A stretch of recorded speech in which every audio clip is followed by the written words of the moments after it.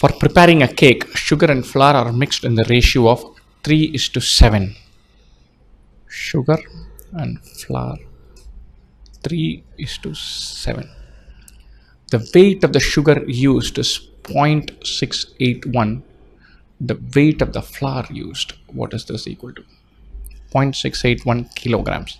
What is this equal to? You know how to manipulate ratios.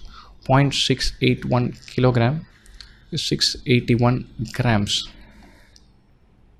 So this is effectively 3/7 equals 0.681 divided by a box. Whatever in this box is the number of kilograms of flour that we want.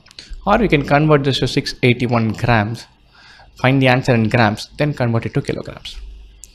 This box is 0.681 into 7 divided by 3. 6 plus 8, 14 plus 1, 15. That's a multiple of 3. So we can divide this. It becomes 0.227 into 7. Let's multiply that and find that. 0.227 into 7. 7 7s are 49. 9, 4. 14 plus 4, 18. 1. 14 plus 1, 15. So it's 1.589 kilograms. This one right here. Simple idea of ratios, nothing more than that.